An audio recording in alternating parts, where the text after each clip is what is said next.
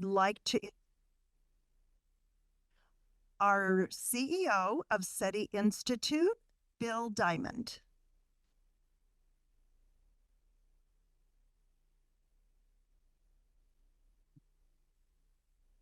Thanks, Bella. This is the most elevated status I've ever had at the Institute. There's people taller than me that'll be speaking today, so we're going to be, brushing the ceiling. But welcome, everybody. Thank you very much for coming. Welcome to everybody online. We're delighted to see you. This 2024 FDL program marks the 9th FDL sprint that we've had since the program was launched in 2015. Well, 2015 was when it was sort of conceived and discussed with NASA and then launched formally in 2016. And the program was started as an initiative out of the Office of the Chief Technologist at NASA, and then migrated after the first year over to the Science Mission Directorate and the various science divisions within NASA. But NASA was interested at the time and is still, I think, looking at this, although I think the FDL program has sort of proved out the answers to these questions. But the three questions were, number one, what is the applicability and efficacy of applying machine learning and artificial intelligence tools and techniques to basic research and fundamental science of the type being conducted at NASA? And the second was, can interdisciplinary teams of computer scientists, AI, ML experts, and domain scientists from various scientific backgrounds work together in a sprint-like environment, tackling intractable problems and questions and getting meaningful results out of that? And then third, could we engage and establish a public-private partnership where not only would an organization like the Institute host such a program, but we would get outside independent companies and organizations to partner with us to support the program, get involved, and help advance this work. And so I think we can probably say that since we've been doing this now for 9 years, we successfully answered those questions. But it's been an extraordinary journey. And through the history of the FDL program, a wide range of scientific topics have been discussed, or rather examined or explored through the FDL program.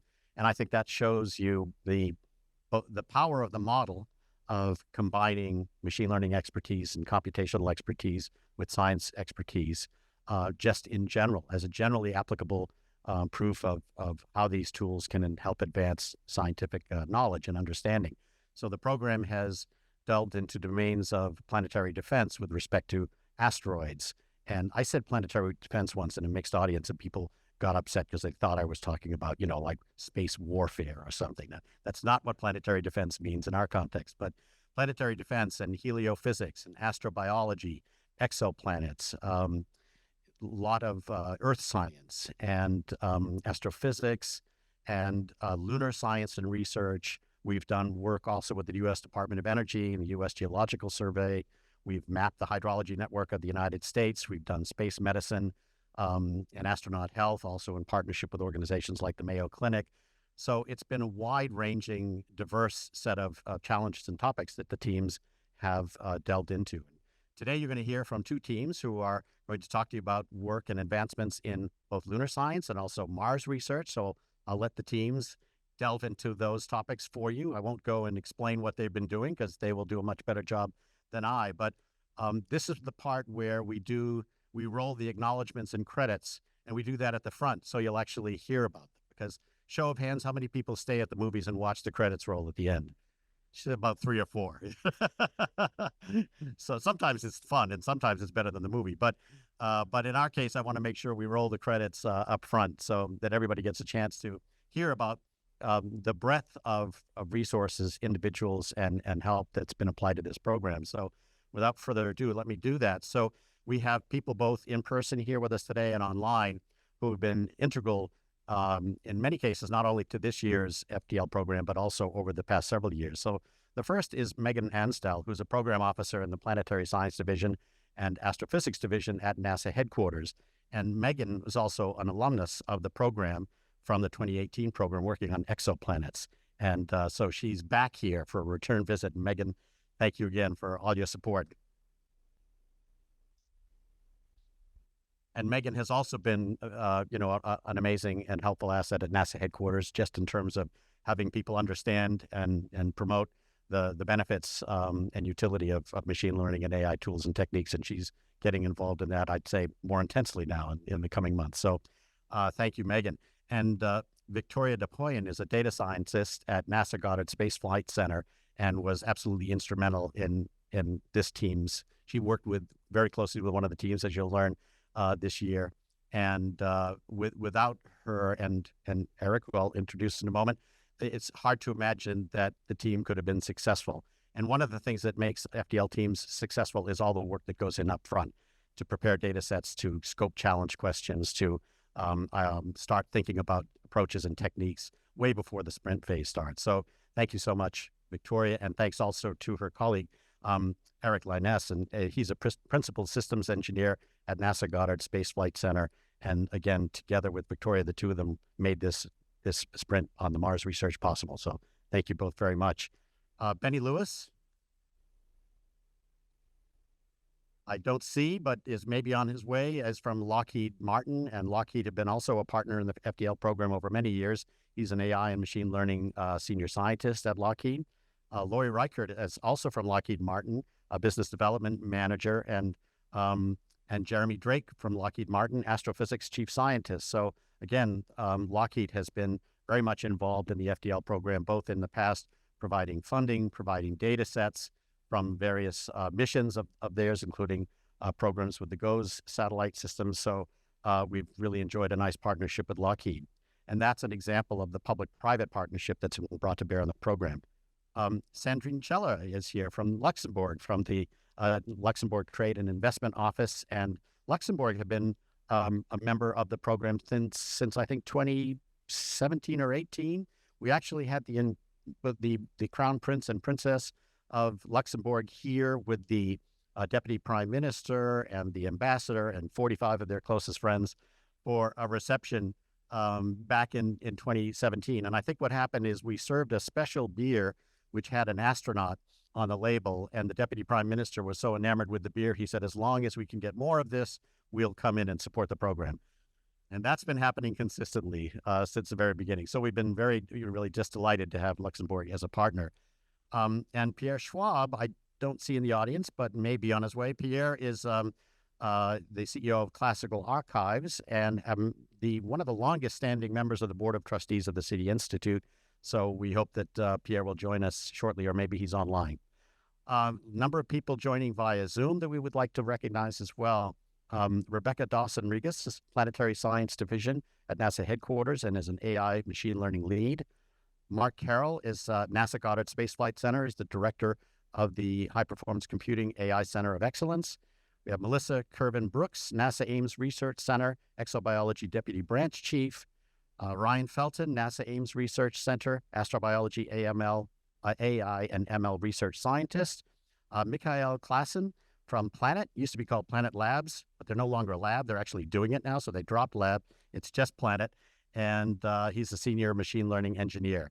Bo Bailus from Luxembourg Space Agency. John Gianandrea is the Senior Vice President of Machine Learning and AI Strategy at Apple and is also a member of the Board of Trustees of the SETI Institute. And Rima Khan is the CEO and founder of a private equity company called Green Sands Equity Partners in San Francisco and is also a member of the Board of Trustees of the Institute. And Christina Gibbs is at NASA Ames Research Center, Deputy Director of Survey. And of course, NASA Ames and the SETI Institute have a long history together. We were kind of born out of the NASA Ames Center 40 years ago this year. And so we've enjoyed a long partnership with NASA Ames, including with the FDL program. I also want to acknowledge, last but hardly least, the behind-the-scenes team at the SETI Institute that make the FDL program possible as well. So this is a all-hands-on-deck kind of program. Our grants administration team, our human resources team, our finance team, our administrative team, our communications team all play a role in making the program what it is and what it has become. So Debbie, Yvonne, Armine, Shelley, Rebecca, Linda Ray, and Lee, thank you very much for all you do and have continued to do for the program over that time. And lastly, again, our partners at the U.S. Geological Survey, the Science Mission Directorate, and the U.S. Department of Energy, who've also been involved at various times and various levels of activity with the FDL program from the very beginning. So with that, I think it's much more interesting to dive right into the presentations, let the teams bedazzle you with their discoveries from this past summer's effort. And I'll turn it back over to Bella to kick us off and get us going. Thank you, Bill.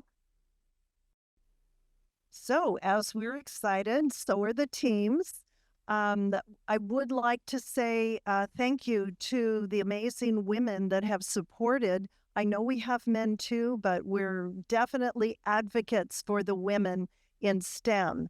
And I know that we all want to acknowledge those individuals, Melissa, Kanak, Arushi, that are our female scientists this year. We're very grateful that you're here. And the leadership shown by Janice, who is their team advisor, and again, Victoria, female team advisors. So we're reminded, and I'm reminded very strongly, and I won't cry, why we do what we do. We have our littlest member watching us today. You'll see her name over here, Olivia Rose. She's 10 months old and already shooting for the stars, my new granddaughter. So you are a shining example because they hear already, they understand, and they take it in. So we're going to start with our first team, and let's go ahead and introduce, remembering today's event is being recorded, and don't share this information until it's finalized. And again, our teams will publish papers, so let's make sure to honor that. Thank you. So our first team is our lunar team, Team H3, and we'll have you come up on stage at this time and dazzle us with the wonderful work that you have done this summer. Come on up.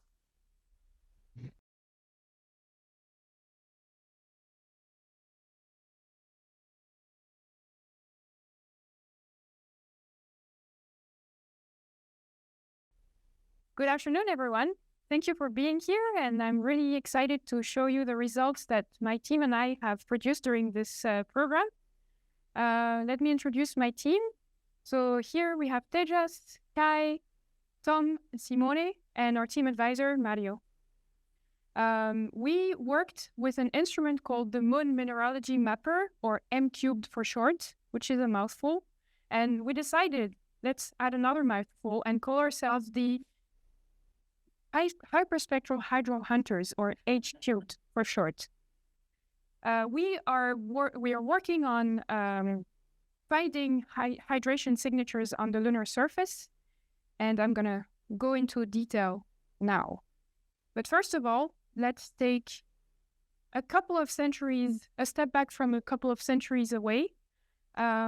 This is a drawing from the moon, and we see here the darker spots correspond to the darker spots on the moon when you look at the moon in your garden. Those are called Mare, and this is the first occurrence of them being called Mare, and Mare is Latin for oceans or seas. And so at this time, it was believed that there were oceans on the moon. Now this changed during the Apollo era. So this picture here shows some dust being uplifted by a rover, and I think it shows really well that actually the moon is pretty dry, and so from that point on, people believe that the moon is really dry, and the models of formation of the moon were actually produced with this in mind. Now it changed again because in 2008 there was a discovery of this little guy here. This is a microscopic close-up of a melt inclusion. It's trapped silicate melt in a crystal. And this had a lot of water in. And this kind of changed our entire conception of the formation of the moon. Oh, actually, it has water. We have to change all the formation models. And concomitant to that, we had also evidence from remote sensing datasets of the presence of hydration on the lunar surface. And this particular probe here is the Chandrayaan-1, on board which the instrument that we worked on, the data. This is Chandrayaan-1, the probe on which the Moon Mineralogy Mapper instrument flew on between 2008 and 2009, and it's a hyperspectral imager. Now, what is a hyperspectral imager? So us as humans, we are walking spectrometers, looking at the world in color, red, green, blue. And this guy looks at the world in 84 colors, not just 3. And it looks at the surface across a wide range of wavelengths between the visible and near-infrared. And in this specific wavelength range, this is a reflectance spectrum, and you can see that there is some troughs here in the spectrum. Those are absorption bands. This is produced because at those specific wavelengths, the surface absorbs more light than at others. And the first 2 absorption bands are related to the mineralogy, the mineralogical composition of the lunar surface. But what we're interested in today specifically is this absorption band. This absorption band, also called the integrated band depth at 3 microns, or IBD 3 microns, is the hydration signature. And unfortunately, you can see here that the Moon Mineralogy Mapper instrument range actually cuts off at 3 microns, so it doesn't cover the entire range of the hydration signature. But we're able to map out this red part of the spectrum, and this is what I'm going to show you in a moment. Okay, so this is showing 3 different times of day on the moon: morning on the left, midday in the middle, and afternoon on the right. And the bluer the colors, the more hydration there is, and the redder the color, the less hydration there is. I want to grab your attention here and show you that the red regions here on this middle picture are actually Mare, so those dark gray spots on the moon, and yellow to green colors are highlands. Yeah. Okay, so what is interesting here is to see that there is actually more hydration during the lunar morning and afternoon than during the midday. So this kind of brings it to a perspective that there is a hydration cycle on the lunar surface. And this hydration cycle actually varies with time and with location. This revolutionizes our way to see airless bodies, and it is important to understand this hydration cycle for multiple reasons. One of them being, well, we want to know what's going on. We want to do cool science, and we want to understand what's going on airless bodies. Another reason is for future missions employing in situ resource utilization, it's really important to understand just how much hydration there is. And then we also have future missions like the Lunar Trailblazer that is going to acquire data over the lunar surface. And it's important to understand the hydration cycle for this. So this prompts us to the actual question that we're interested in today. Just what are the mechanisms influencing the lunar hydration? This brought us to 3 challenges. We kind of wanted to explain this question by answering 3 challenges. First, we wanted to investigate latitudinal effects and diurnal variation associated to the hydration cycle. Second, we wanted to evaluate relationships between spectral features and hydration and implement spectral unmixing. And then third, we wanted to characterize the shape of the 3-micron band. Now let's talk about modalities. There is a wide array of modalities or parameters that can actually influence the hydration. And here I'm going to walk you through this pretty busy slide. So here on the middle upper part of the slide, I'm showing 2 maps of the lunar hydration at 2 times of day. On the upper left part of the slide, I'm showing color composites of the 1 and 2 micron bands, which are actually linked to the mineralogy at the surface. And then on the bottom left, we see mineralogy maps. So those are maps of specific minerals. On the top, this is pyroxene, and on the bottom, it's olivine. And then on the bottom, we see two maps showing the chemistry of the lunar surface. And here on the left, this is calcium, and on the right, this is titanium. Those two maps here represent geophysical parameters at the lunar surface, and the bottom map shows the albedo, or the percentage of the light that is reflected off of the surface of the moon. And then on the top, we have the brightness temperature, which represents the temperature of the surface of the moon.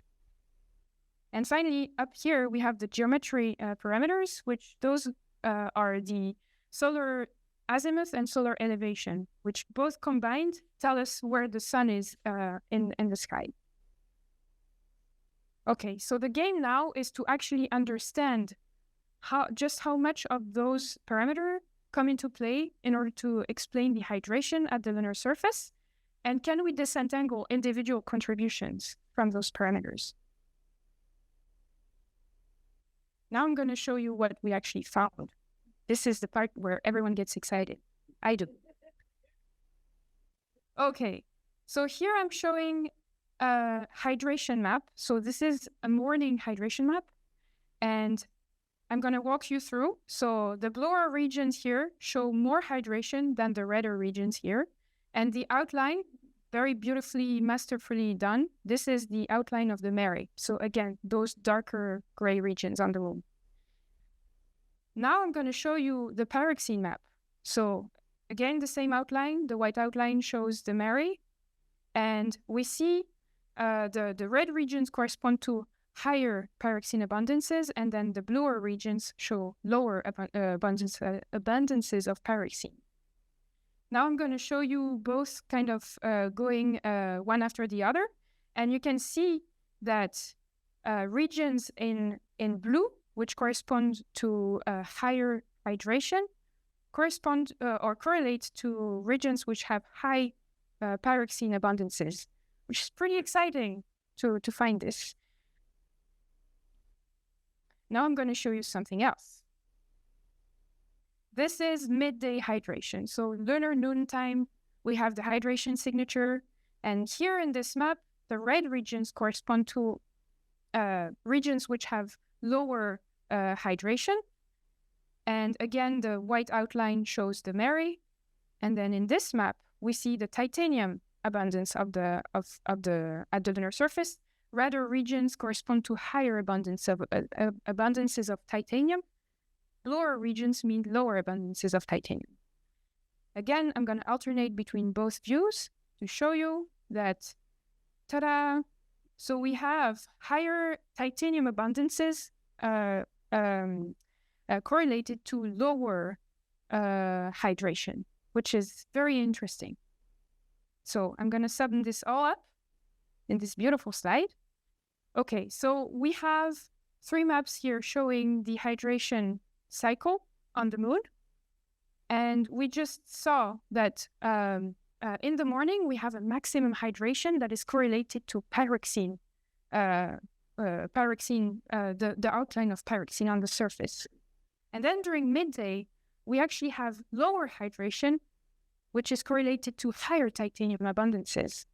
So there is a control on the lunar surface composition on the lunar hydration. So this is really exciting.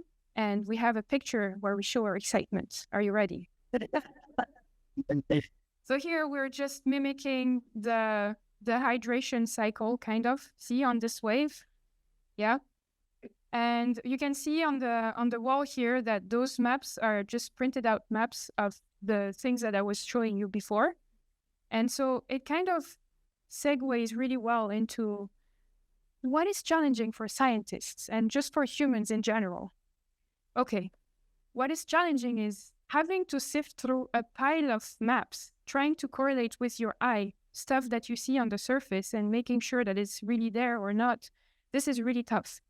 And it works for linear correlations and things that are really easy to see. But it's really hard for human eyes to deal with nonlinearity if there is something more complex going on. And so it would be really difficult for the human eye to discover subtle correlations, which is why we need machine learning, because we have so many modalities. So we have a machine learning model, which is actually a superhuman geologist. And we need the model to do a bunch of things. And those are really like strict things that we want the model to do. First, we want to discover relationships between any of the modalities.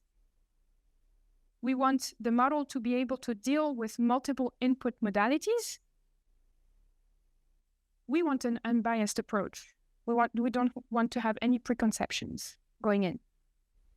We want to find sites that are similar to some site that we see. Oh, where else on the moon can I see this stuff that I'm seeing now? We want to produce interpretable results because humans are used to seeing maps, so we need maps. And we also want to find which combination of modalities influence the hydration signature, which prompts us to the big question. Just how can we actually integrate all of these constraints into a single model, which is the big question. And this is where I hand it over to Tejas, who's going to introduce the machine learning. Thank you, Melissa. Those are some serious constraints which I have to look for. And yeah, so my solution is with massively mass multimodal. So we have all the tongue twisters in our slides, the hyperspectral hydra hunters, the moon mineralogy mapper, and the mass multimodal. So the first question was from Melissa was, how do I deal with multiple data coming from the geospatial data set? So the information comes from different shapes and size. For example, the spectral data is a cube of dimension 84, and the parameters are just an image. And then the segmentation maps says clusters or says certain things, and it's interpretable by the scientists. And then we also have time of the day or timestamp. So in order to deal with multiple inputs, we developed this new technique called tokenizer for hyperspectral data. So on the right here, you can see that the spectral data is fed into an encoder and it generates tokens. Now you may ask, what are these tokens? Tokens are nothing but the input data broken down into tiny chunks, and this compact representation in the embedded space are called tokens. Now these are manageable for us. Now, okay, we have the tokens, we have the representation reduced down to a compact representation, and then what do we do? How do we integrate all of these modalities into one single model? We developed this technique where we can create a unified representation space for all of these modalities, which is the 4M model. So here, once again, I walk you through the modalities. So here we have the three modalities, which are the hyperspectral cube, we have the parameter map, and then we have the timestamp on the bottom. Each of these input dimensions are broken down into compact representation called tokens using tokenizers. And then we randomly select a few of these input tokens for our training. And this is another model which we use for the training of creating this unified representation space. Once we randomly select the input tokens, we use this input tokens as an input to the randomly select. We use this to the transformer encoder, and then we predict a certain subset of other tokens that were not chosen as input. By doing this, we try to find correlation between different modalities. And we learn a representation space where now multiple modalities combine in nonlinear way to find correlations to predict or generate other modalities. Okay, we have learned a representation space. What do we do with it? How do we discover relationship between any of the modalities? One way is to do that in machine learning is to visualize the attention. So we have this technique where we can use attention gradients to pinpoint at what modalities were important and what were not important.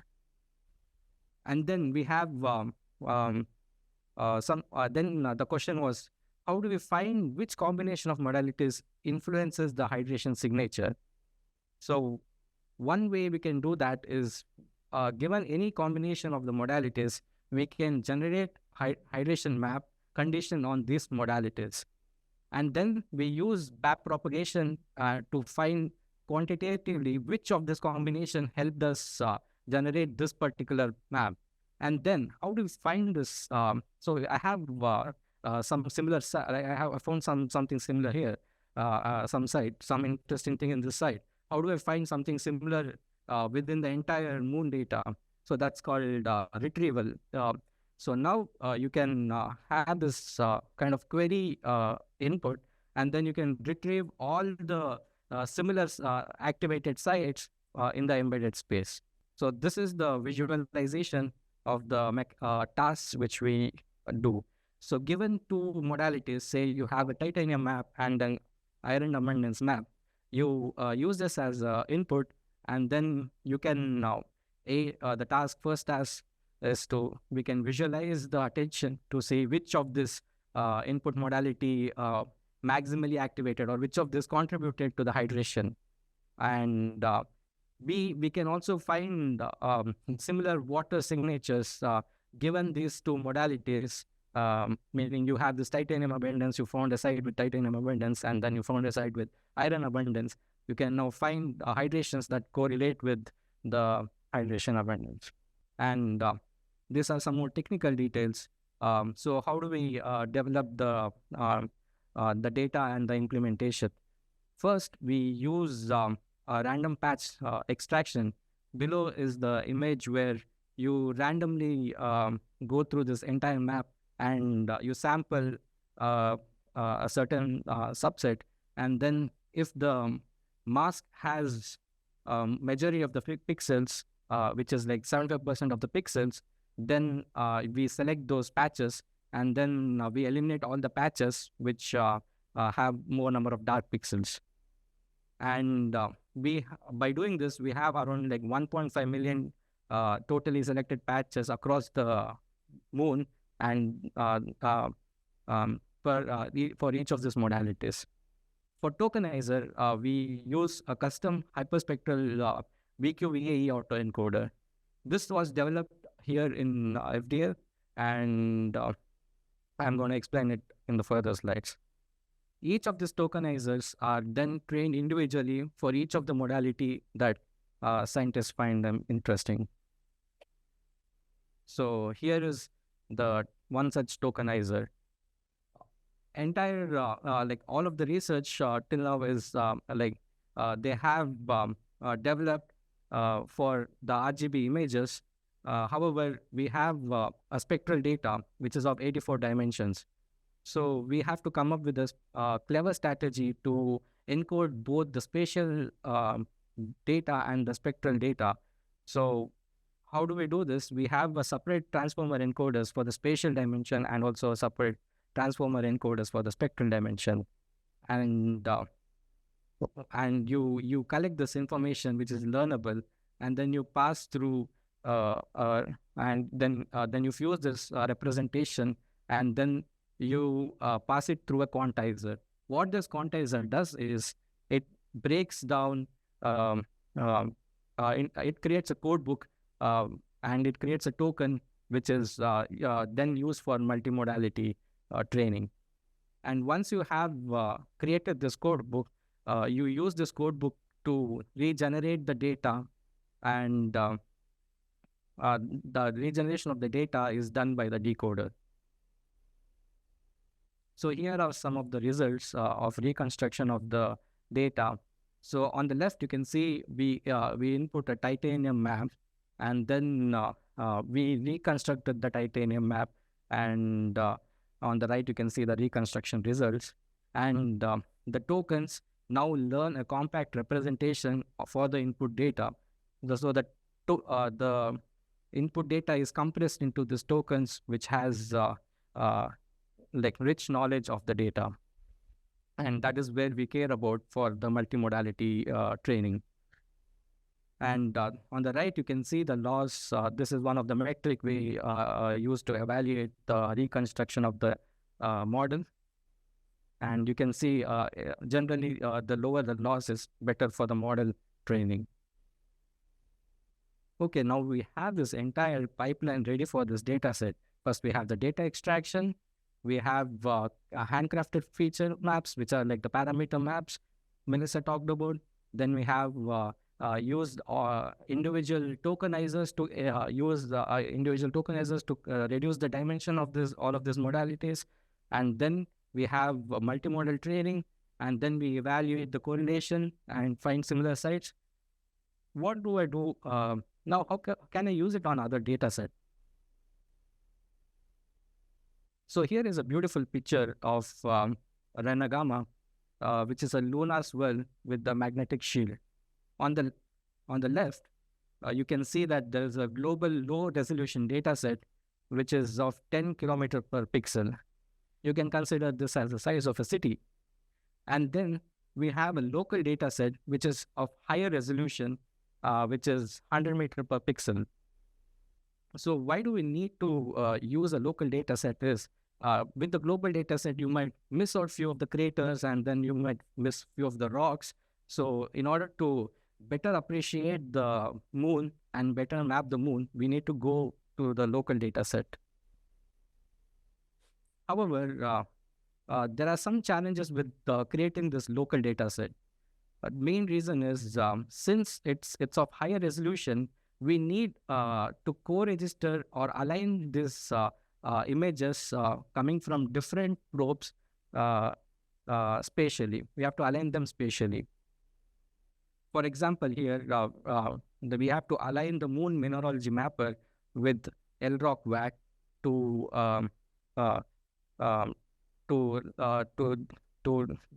generate the data.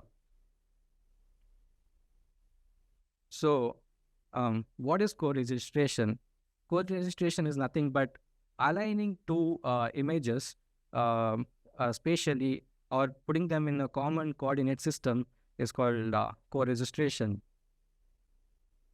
Here you can see a beautiful picture of the dog, and one of the images tilted, and you need a mechanism to adjust both of this in spatially. So there is this problem. We worked on this in FDL timeline. We created an automatic co-registration algorithm. Previously, scientists would take around 30 minutes per image to co-register them manually, and this is done in a painfully manner where they have to sit and click through points to co-register. And in order to get our data for the local data set, it would take more than a year to just map few of the parameters. So we had to automatize this, and we have been successful. We have around 75 to 80% accuracy. However, there are a few things which didn't work, and we are going to improve it in the future. So in conclusion, in the FDL timeline, we better understood the hydration cycle. During the morning, we have more hydration, and during the midday, we have less hydration, and then in the afternoon, we have more hydration. And then we found the correlation with hydration. On the left, you can see the titanium, which is correlating with hydration during the lunar midday. And on the right, you can see the pyroxene correlating with the hydration during lunar morning. Then we created this novel cutting-edge technology to find more correlation, and better understand the model that can be applicable to all the data sets, such as the local data set and the next mission, which is the Lunar Trailblazer. And along the way, we also developed a tool for automatically co-registering the images coming from different instruments. Thank you for your time. We would welcome questions.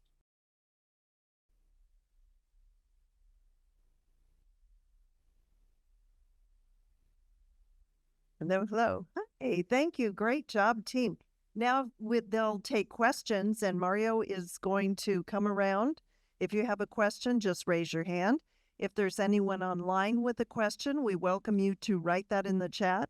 And we have Jaden standing by to answer your question here. Okay. Very exciting work that was presented now. Thanks, guys. I wanted to start off with a quick question just about what the form of the hydration is, because I'm sure everybody's wondering, is this swimming pools or ice cubes? So if you could enlighten us, that would be great.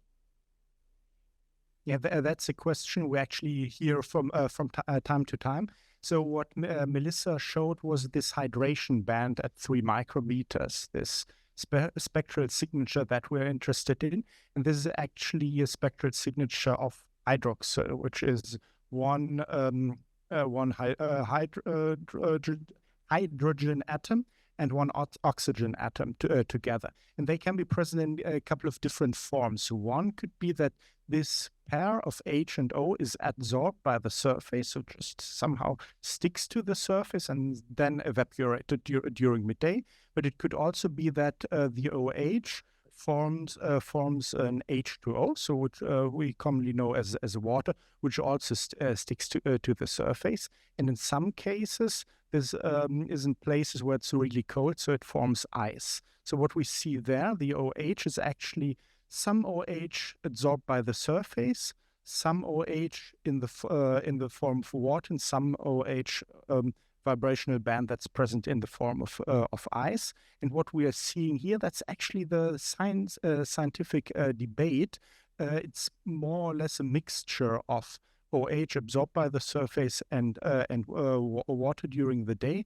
And there are also theories that some of the hydration has been transported to deeper layers and somehow built into the material. But that's something we're actually interested in and hope to find out in the following years.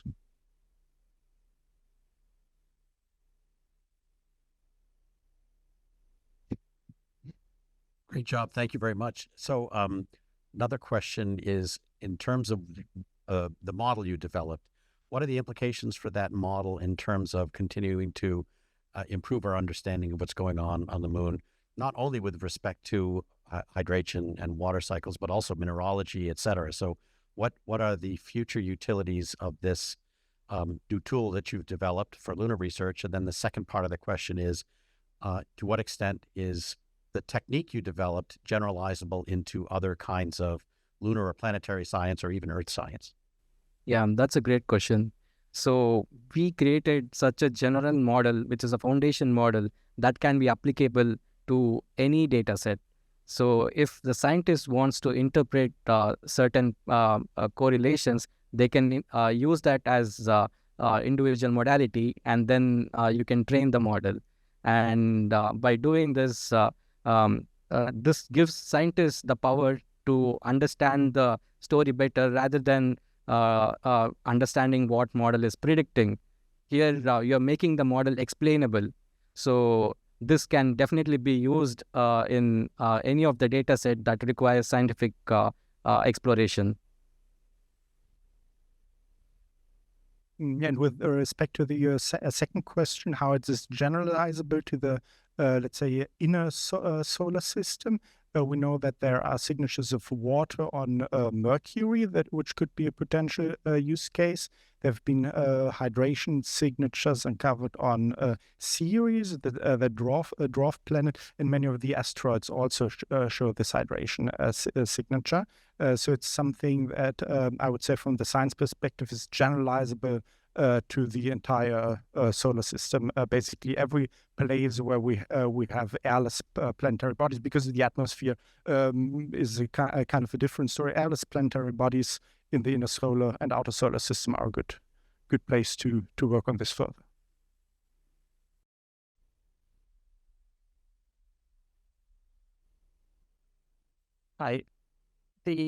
Was the correlation that you found with hydration completely unexpected? Did you expect different types of correlation, or was this a complete surprise? And it sounds like there's some hypotheses that might explain this correlation, but were you shocked by these results? Wouldn't say it's was kind of unexpected to find the hydration signature in 2009 in the first place. So this is when it all started, and then there were some debates on the how to actually calibrate the data and what this all means. And we were quite astonished to see this very strong Mary Highland pattern to actually find out during FDL that the morning hydration signature is well correlated to the pyroxene thing. And the thing is, there are models how the solar wind accumulates at the lunar surface and how it evaporates during the lunar day, but we don't know how it actually how the mechanisms, the chemical mechanisms on the surface are. So in a sense, we are surprised that this is actually a pattern, and we are a little bit puzzled how to put this into the chemical model to finally understand this hydration cycle.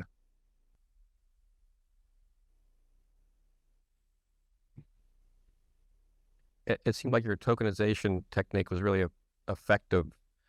Could you describe a little bit more about what a token actually is? Is it like one of the cubes or a pixel?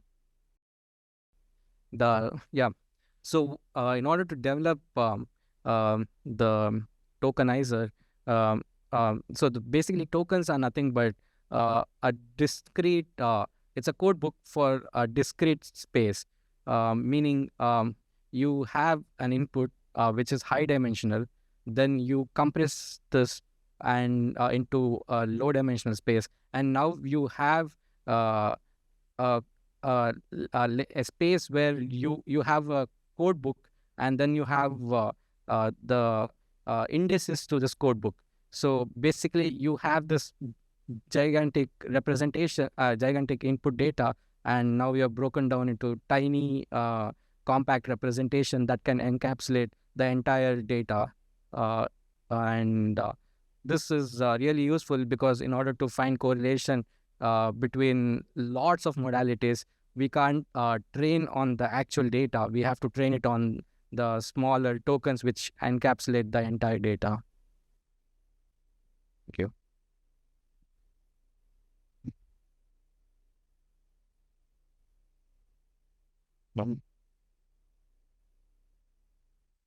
So if you're from Luxembourg, which is a country interested in space resources, including lunar resources, would you start going to propose a mission to go get the titanium?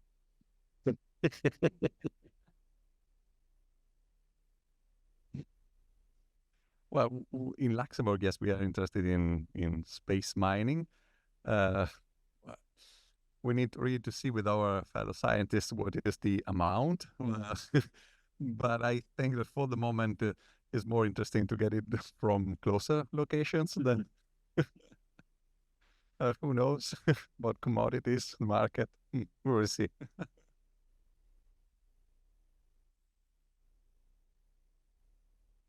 I was wondering if your model can help distinguish between, I'm totally making this up, but are you actually detecting hydration, or are you just detecting the backscatter angle of the sun or something? Can you distinguish between sort of observational effects and actual ground effects?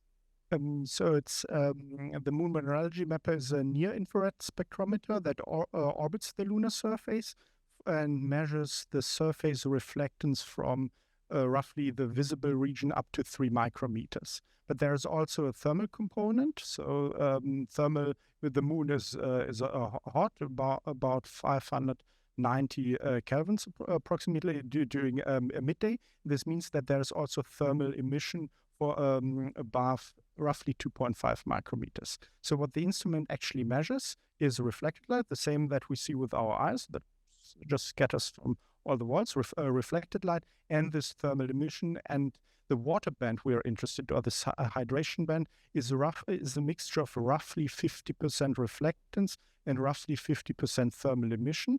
But the thermal emission varies during the lunar day. And the main thing before feeding everything into the machine learning model is to get rid of this thermal component, and that's actually very complex. So we need to come up with a thermal model that I did in my past research to calibrate this data set to make sure that we can fully remove this thermal component, just uncover the three micrometer band. So we get rid of the thermal component. That's the first thing. And then we need to normalize it. That's a process called spectral normalization to make these reflectance spectra comparable across the lunar day. And then there are a couple of instrument effects that are described in the literature, of course, whenever we are dealing with infrared spectroscopy.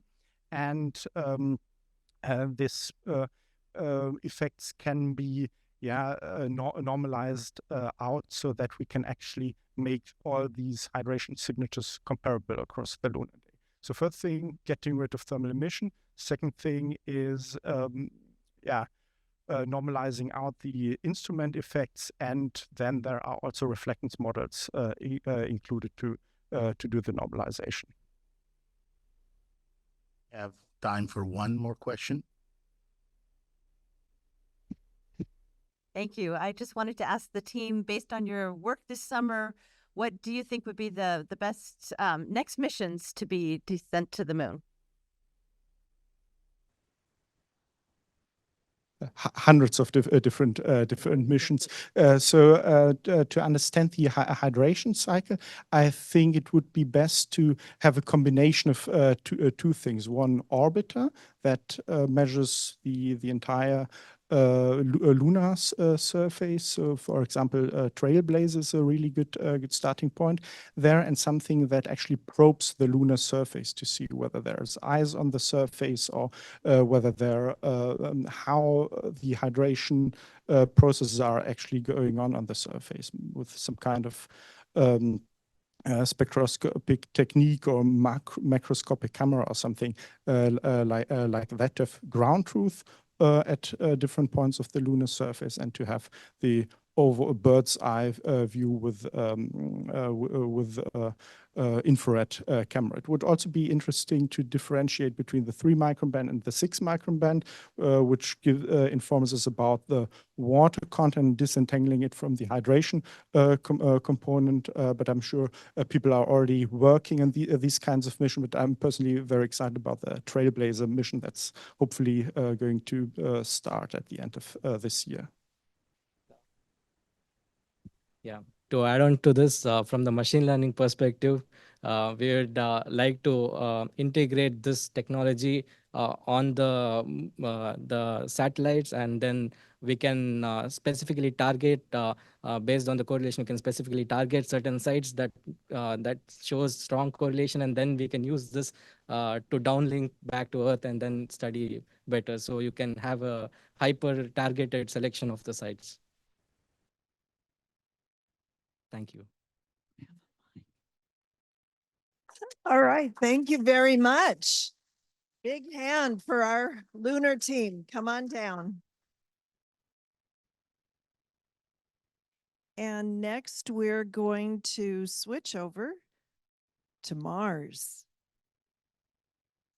So let's go ahead and bring up our Mars team. So our next team coming up under the mentorship of Robert Alvarez. We have them coming this way. And thank you so much.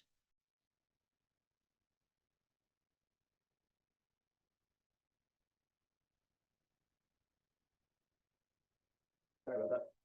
Hey folks, thank you all so much for coming. My name is Owen, and today I'm going to be introducing the Martian portion of FDL for this summer, which was leveraging machine learning to interpret and analyze Mars planetary data.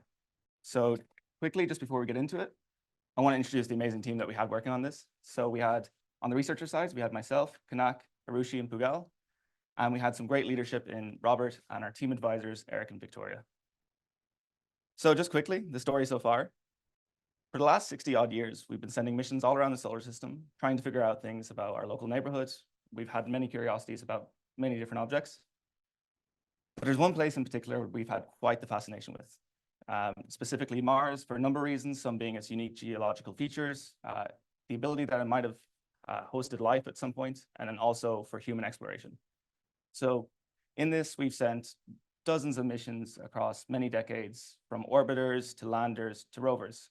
And speaking of rovers, there are 2 such active rovers on the Martian surface presently, in Perseverance and Curiosity. This challenge focuses mainly on Curiosity, or focus entirely on Curiosity. So just a quick thing about the mission itself. Curiosity launched as part of the Mars Science Laboratory, which launched in 2011 and it landed in 2012. And the main goal of this mission was to find out if Mars was ever able to support microbial life. It was equipped with several instruments to study geology, planetary science, and biology alike. And since 2012, it's gone quite the distance. It's nearly traveled 20 miles. It's collected 41 samples, and it's accumulated just over 300 gigabytes of data, which is pretty crazy. How do we get this data back home? So this is the Deep Space Network, or DSN, and this is basically the most sensitive telecommunication system we have on our Earth. It's a bunch of radio dishes that can transmit and receive all across the world, so from the US to Spain and Australia. And it's completely vital for all the space missions that we have throughout the solar system. However, the DSN is in critical demand. So as we build better instruments on the ground and we send more missions, we don't have the infrastructure to support this. So as we approach the 2030s, you're going to see that the DSN is going to hit a critical point. So on this graph here, you can see the demand hours in blue, the years on the x-axis, and this red line here is the capacity of the DSN. So you can see as we reach the 2030s, we're really hitting a critical moment. So this was the first motivator for our challenge. We wanted to see if we could apply machine learning to do in situ science autonomy. Basically, what this means is we wanted to see if we could put machine learning on a rover, for example, see what data was interesting. And if the data was interesting enough to send back to Earth, we send it. This had 2 really great benefits in the sense that this means less time needed for the DSN, so it relieves that stress, but also less transmission power as well. So it gives more power back to the science instruments to do more science, which is pretty cool. We also looked at the short-term benefits. So if we could also develop a model that could help on the ground, it could help the scientists. So presently, when Curiosity picks up a sample and it does its analysis, the scientists get together and they talk and they come to a consensus on what was in the sample. We hope that we could develop a model that might be able to expedite this process. So basically help the scientists label this data, and if there was anything unique in it or any artifacts that we hadn't seen before, might be able to flag those as well. So the future brings challenges in both the science and the technology. So for this summer, what we wanted to do is we wanted to come up with 2 solutions or 2 models, one that could be used on the ground and one that could be used in situ. So that's enough about the challenges and the problems we're facing. I'm now going to talk a little bit about the boring stuff, the data, before we move on to the interesting machine learning stuff. So where does the data come from? It comes from the Curiosity rover, and more specifically, it comes from SAM, which is the Sample Analysis at Mars. On the left, you can see all the instruments that NASA's packed into this thing. So obviously, you don't have, it's hard to send this stuff to space. You want to pack as much instrumentation in as little space as possible. So there's not that much room for GPUs and CPUs that can do machine learning. So one of the main motivators was coming up with a model or some kind of tool that could fit in an in situ environment, but not sacrifice this instrumentation or placing this instrumentation. For this particular challenge, we use data from the EGA, or the Evolved Gas Analysis, and I'll just quickly highlight what this actually does. So Curiosity goes around, it picks up its sample, and then it chucks it in an oven, and it vaporizes the sample, and then it analyzes this gas, or it then goes to the Evolved Gas Analysis, where the scientists then can assign one to more of these 10 mineral labels that you see here. What does this data actually look like? So this is kind of a scary looking graph. On the left, you have mass spectra, which is the mass charge ratio over the relative abundance on the y-axis. And then on the right, we actually have the oven temperature on the y-axis and time on the x-axis. So what happens here, for every time sample, we have a corresponding mass spectra. So as it goes through time, you get these different changes on the spectra on the left. And then on the right here, we have the actual labels for this specific sample that the scientists assigned to it. This data is all publicly available on the Planetary Data System. And in addition to the Mars data, we actually had commercial data. So we have thousands of samples from similar commercially available mass spectra that were located at Johnson Space Center and Goddard. So now that we kind of described what the data is, we'll decide, I'll describe what we did to actually get it machine learning ready. So the first thing we did is we did data cleaning. So the Mars data, when we got it, it does a lot of really cool stuff, but it wasn't suitable for machine learning in a sense that we needed just to clean it up a little bit. So as you can see here, it's jumping back and forth. We're missing frames, and we did some cleaning, and we got this much nicer looking, smooth, cool looking graph here on the right. This is the same thing as I showed in the previous plot, where you've mass overcharge on the x-axis and relative abundance on the y-axis. And the next thing, as I previously mentioned, we don't actually have that much Mars data, and we don't have that much commercial data. So the other thing we needed, when you do machine learning, you need a lot of data. It's a very data intensive process. The next thing we did is we actually looked at, can we augment this data to kind of essentially multiply the amount of data we have? So we looked into this. It turns out we could do 6 different augmentations that didn't affect the scientific meaning of the data, which was very important to us. You could shift the data, you could apply a random shift, you could do randomized intensity, you could apply white noise or Gaussian noise. You could also stretch it. And the cool thing is you can actually use any of these augmentations with any other augmentations. So you end up getting 2 to the 6 possible augmentations. So this meant that we went from, for one sample, we would have 64 augmented samples. So you're increasing our data set by a factor of 64, which is pretty great. So we went from 27 Mars samples to just over 1,700. For commercial, we went from just over 1,000 to 65,000. So we're in a much better position here to actually do some machine learning. On the right-hand side, you can see another mass spectra, but here we're just showing the original data and the augmented data. So you can see the presence of this noise, this stretching and shifting, but none of this actually affected the scientific meaning of the data. So this was, again, was very important to us. Next, we actually then just took all these augmentations and we did data output. So we outputted 3 different products. We had numeric arrays, we had images, and we had videos. So this is the same as I showed in previous plots. The middle image here is just the mass. This is the same plot but showed in a 2D form. So the bright colors here are actually the intensity. So the peaks here are the colors here. And then it's shown, instead of showing it as a moving video, it's just shown time on the y-axis. So that's enough about the data. I'll go to the more exciting part, the ML. So the first thing we had to do was actually split the labels between the training and test sets, just to make sure that any label imbalance was covered. So you can see here in the pinkish purple, we have the training set, and in the lilac-y color, we have the test data. It's important to note that the y-axis here is the total number of labels in percentage. So it's actually not the number of labels, but the percentage. And then we just have the labels themselves on the x-axis. So when we sat down to actually think about how do we apply machine learning to this data, what we did was we looked at 3 different factors that actually drove this decision. So the first thing was the nature of the input. We looked at the raw data, we looked at the clean data, and we said, what can we do with this? The second thing was the human reasoning behind this. So it was very important that we were actually not just training the model for the sake of doing it, but also this was valuable to scientists. We were retaining the science value. So this was also a big factor in the decision we made for choosing models. And the final thing was the scalability options. So our stakeholders were very interested in the idea of scaling this to future mass spectrometers on future missions. So we looked at what actually is future-proof and what we can actually scale up to be on instruments in the future, decades down the line. So we sat down, we thought it over for a while, and then these are the models that we decided would be most interesting to investigate. On the bottom right, you can see the different inputs that go into this. So I showed previously the image, the numeric, and the video, and these colors correspond to what goes into these models. So we did both supervised and unsupervised learning. For supervised learning, we looked at image-based CNNs, we looked at classical machine learning, we looked at simple RNNs, and we looked at simple LSTMs, and then at 3D CNN. It's all a mouthful. We also looked at unsupervised learning and doing clustering via HDB scanning. And luckily enough, some of it worked.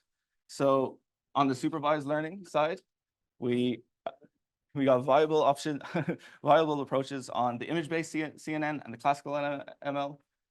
Unfortunately, there were 3 models that we looked at that seemed less feasible with the time that we had, but that doesn't mean that they won't work in the future. It's just a case of exploring this more. And then we also had a really good success with clustering via HDB scan as well in the viable approaches. So that's enough of me yapping on. I'm going to hand over to my colleague, Kugal, to actually talk more about the unsupervised learning.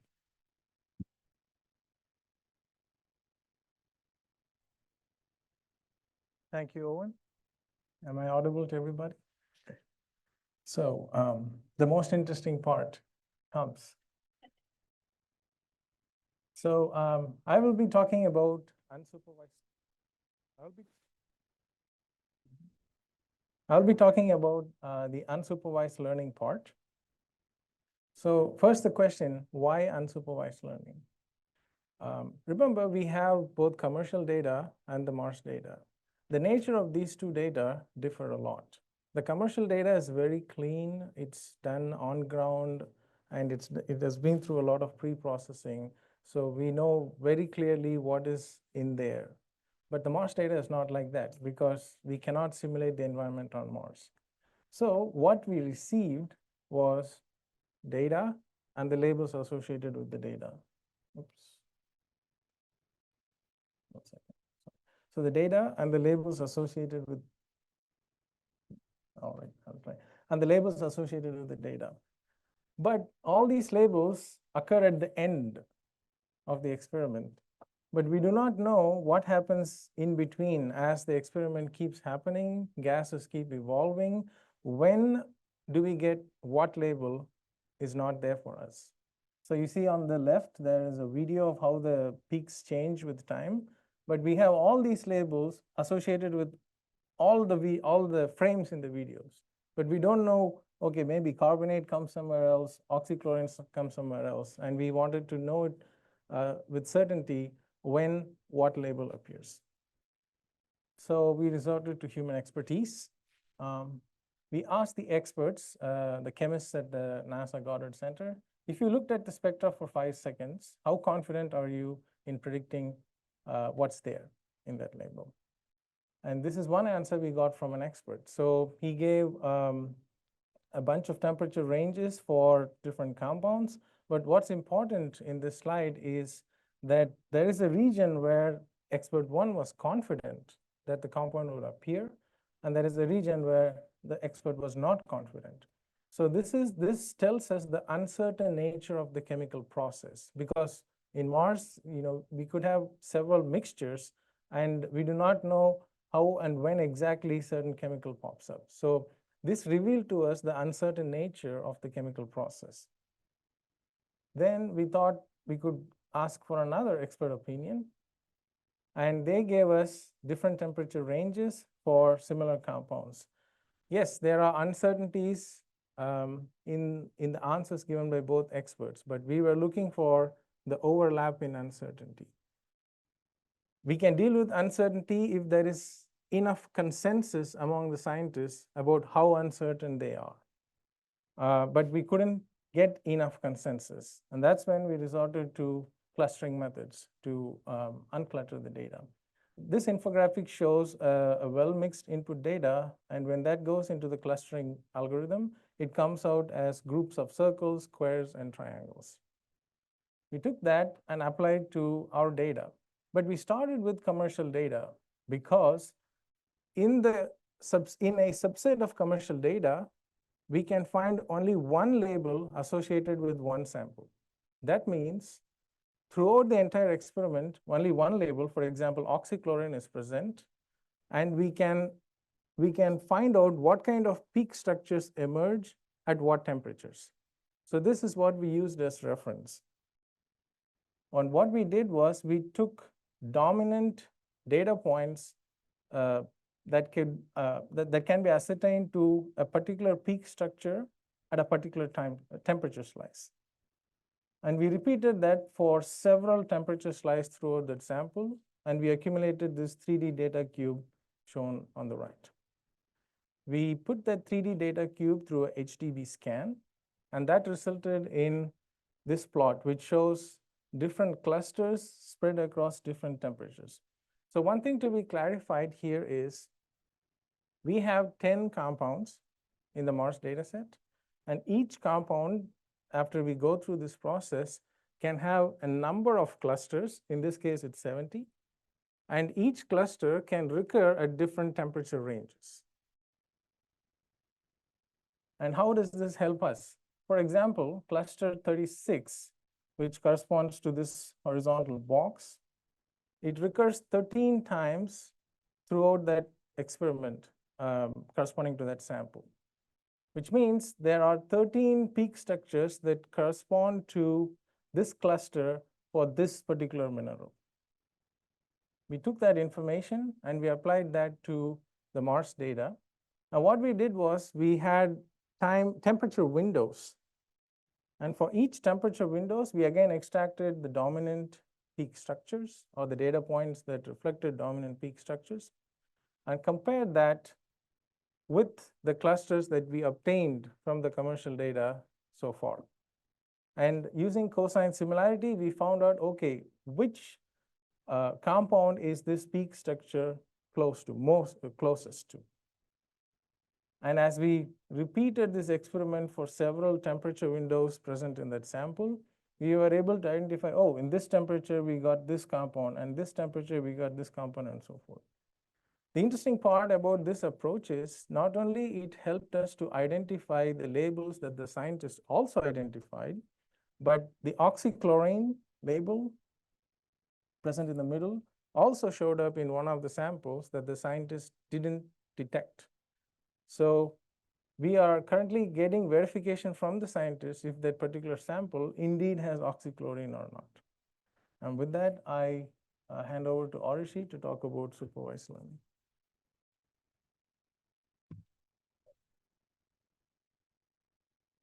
Thank you.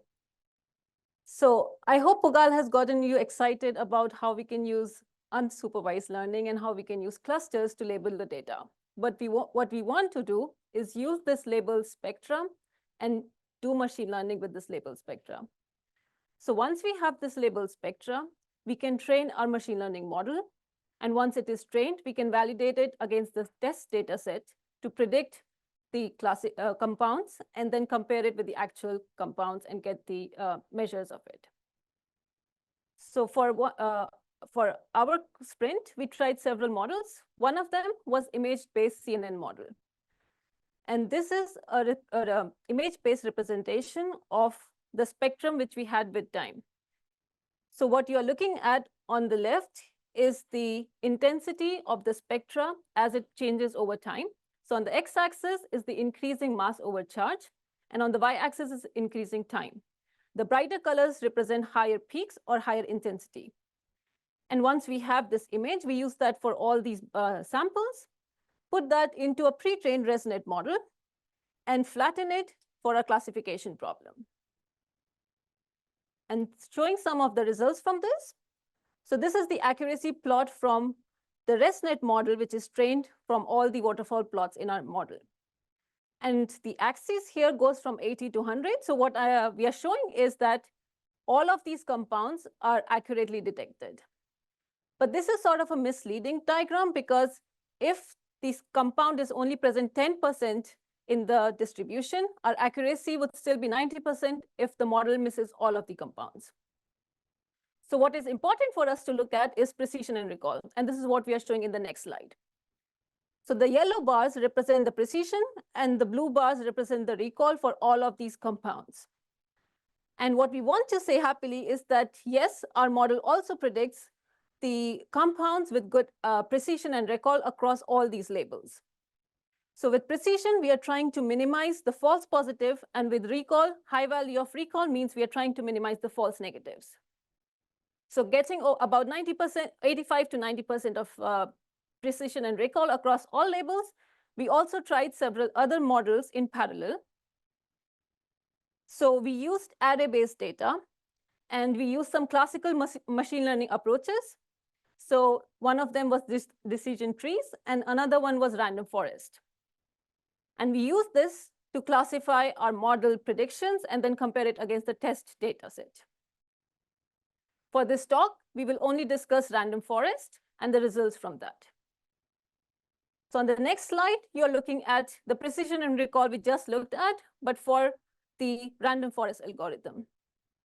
So again, the yellow bars, they show us the precision or how well the model can detect our sample without having too many true positives. And on blue, we show the recall. So what you immediately notice is that nitrate has low precision compared to the other samples. And one of the reasons for that is because we don't have any nitrate compound in our commercial data set, which takes about 90% of the samples for training. So we only have nitrates from the mass data set. And we think that this problem can be alleviated if we have more concrete nitrate signature distribution. And overall, because we tried several different classifiers, we also tried something which is called ensemble model. And what that does is use the outputs from each of the classifiers, assign the weights to the predicted values, and then feed it into an ensemble scheme to get the final predictions. And based on our preliminary assumptions for some weights, we'll not show the results, but we're still trying to investigate how we can make the accuracies better and precision and recall better for this ensemble approach. And the goal here is, again, to utilize the strengths of some of these classifiers. So if some of the classifiers recognize one compound better than the other, we should recognize the strengths across all of these classifiers and get the final predictions. So now that we have talked about the successful models, we also want to take a look back and talk about the models that did not work for us. And these were the RNN models, the LSTM models, and the 3D convolutional neural network models. So if we look at the accuracy and loss function over epoch or batch size, which is shown here on the left and right, it does not change. And we tried different parameters, learning rate, batch sizes, and increasing the epochs, but it did not seem to decrease. And one possible explanation for that is that we don't have enough data to actually get the complexities from these models. So our model is too complex for the data. And why we say that is because these models, they require us to have the batch sizes that have equal length of the sample. So for example, if one of the sample only goes to 100 time intervals and the other sample goes to 1,000 time intervals, we want to make sure that we are using the same size.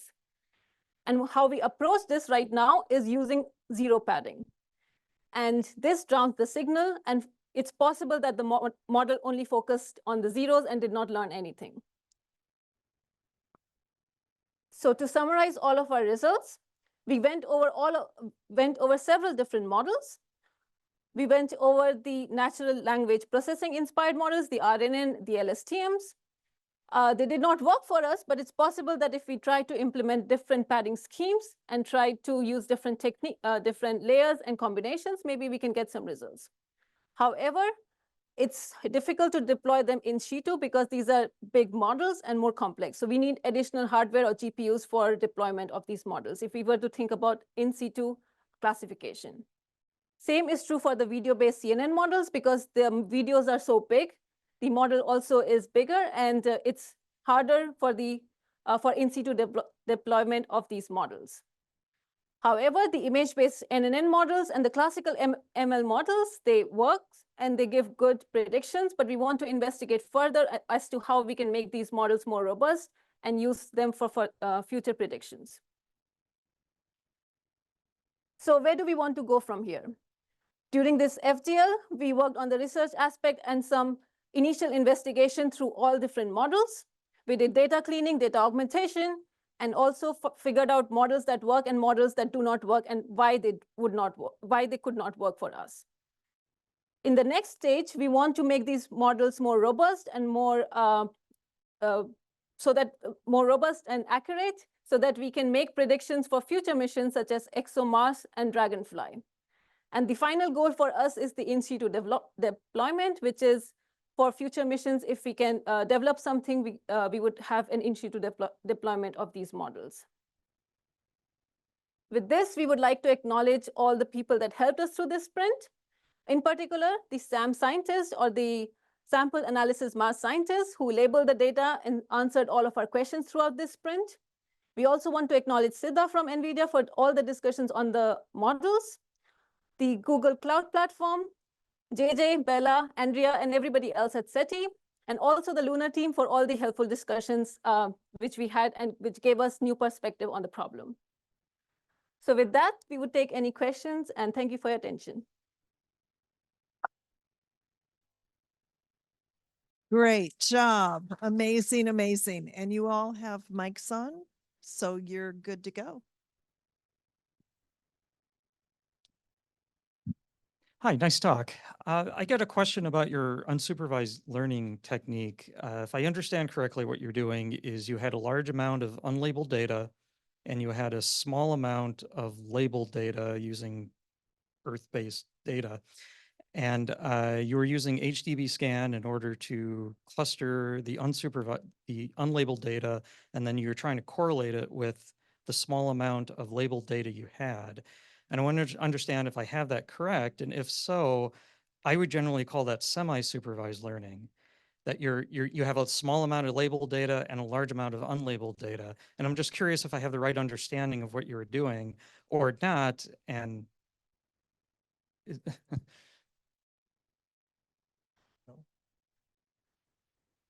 Um, so thanks for the question.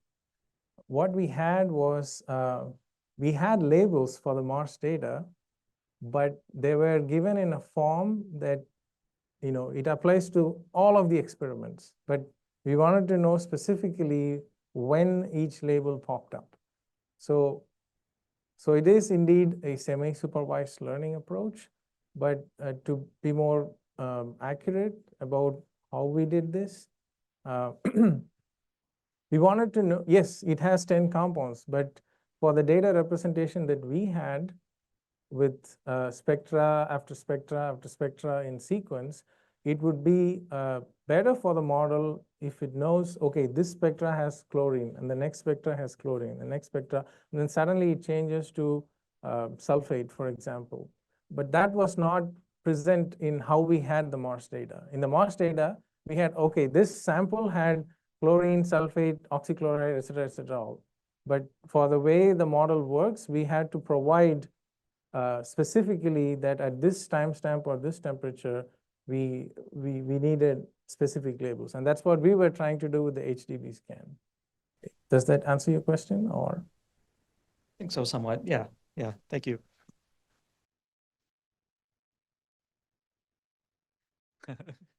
Thank you for your talk. So you mentioned power requirements. Obviously, putting something in space and putting something on another planet requires a certain amount of power to run, and especially if it's an AI model. Have you started looking at potential hardware to use? No, Radio astronomer question while flopped. You can pretty much. In terms of hardware, I don't know. Maybe Eric wants to answer this question. It's not necessarily something we've discussed. Yeah, that's an excellent question. We have been, NASA is working on the high performance spaceflight computing program. And so actually, frankly, I'm a software guy, so I'm like, it's not my problem, it's somebody else's problem. But I have been following this up, and we're hoping like next year there's gonna be a prototype of a new, more powerful computer for space, much more powerful computer for space flight. And we're hoping to put that in the lab. And we have ground models of our instruments. And I want to take our software that currently runs the instrument, and then add on to it on this computer, some of these algorithms or models, and see if we can run it on that computer they're working on. But so yeah, progress is being made there.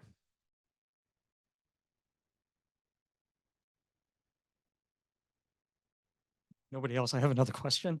How is your experience working with the scientists labeling your data? I've had experiences where if you're working with scientists who aren't used to using machine learning techniques, they might not provide the answers you're looking for, or they'll, like, for example, well, I think it might be this, maybe not, I'm not quite sure, and things like that happen. And I'm just kind of curious, what was your experience working with scientists who aren't familiar with machine learning labeling? Our team advisors managed to give us some quality time with the chemists at NASA. And in my experience, it was a high entropy process, which meant that there were so many uncertainties on how they figured out certain compounds were present in certain temperature range.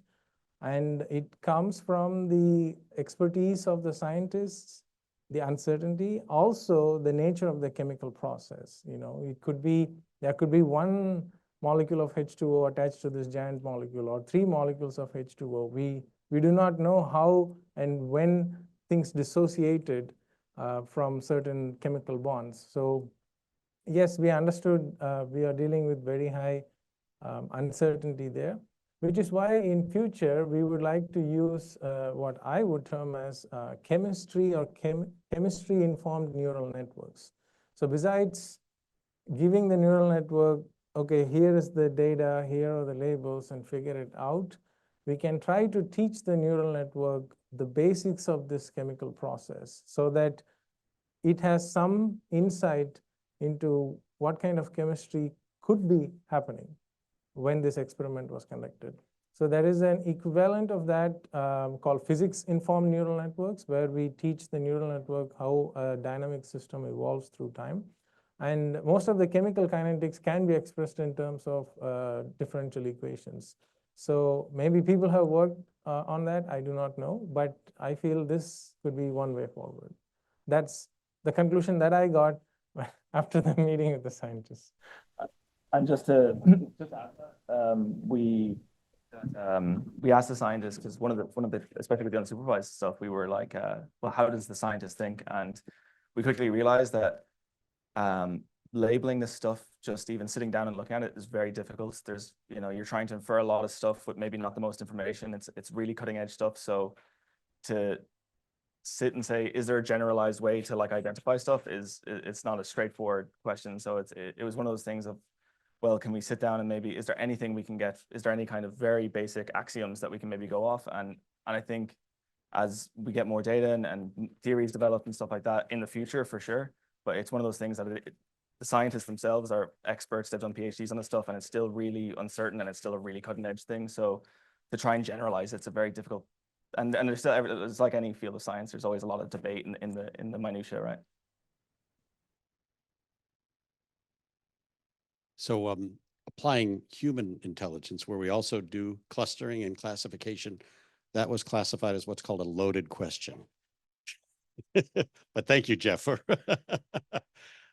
So just again, in terms of implementation and future application, if I understand correctly here, an ultimate use case for what you did would be to put more intelligence and decision-making and analysis in situ on these missions, so that you can make better decisions about what data to send back, not least because of the constraints of the DSN and so on, but also presumably to get better science done in situ.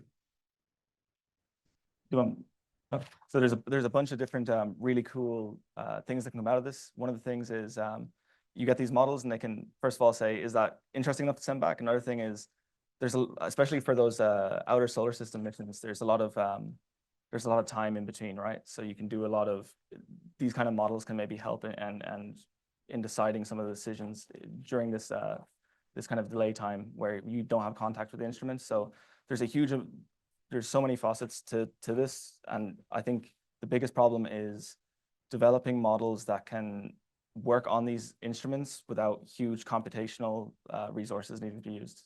I don't know if that answers some of your question.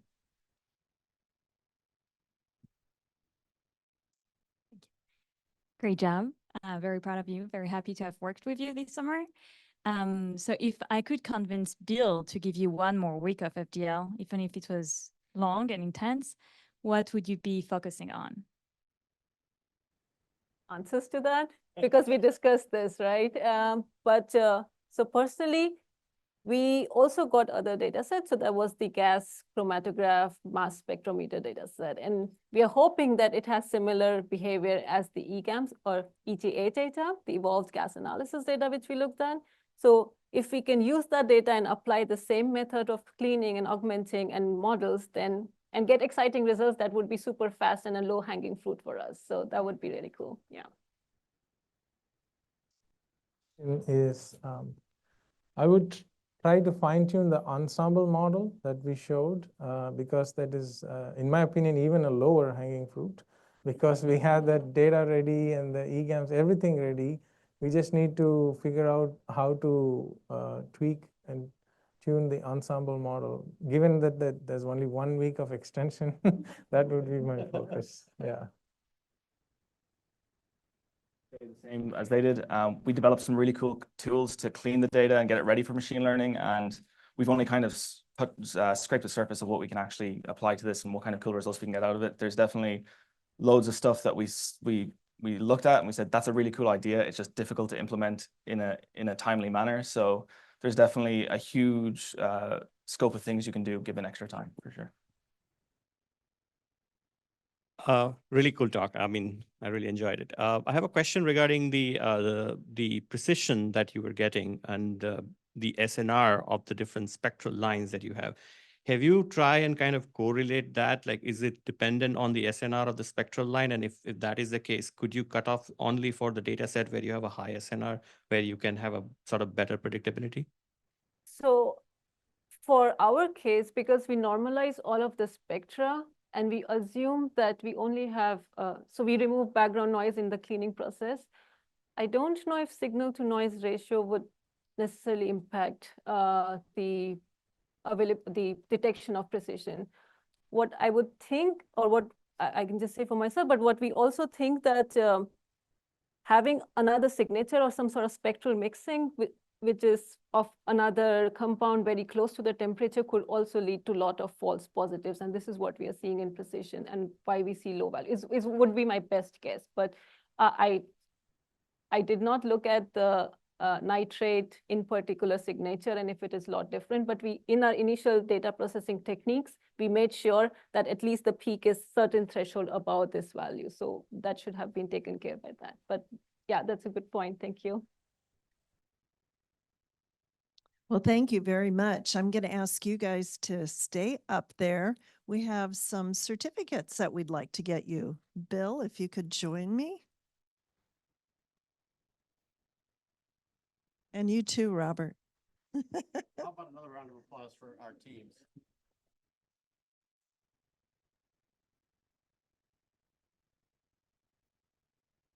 So Victoria and I are going to negotiate funding for this extension because NASA's just dripping with money.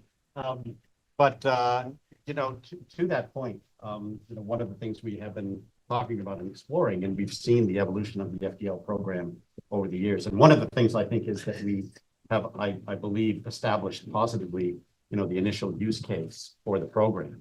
We've answered those questions. You know, is there positive utility and benefit out of applied machine learning and AI techniques to fundamental science? And the answer is yes. You know, can these interdisciplinary teams work together in spite of Jeff's question?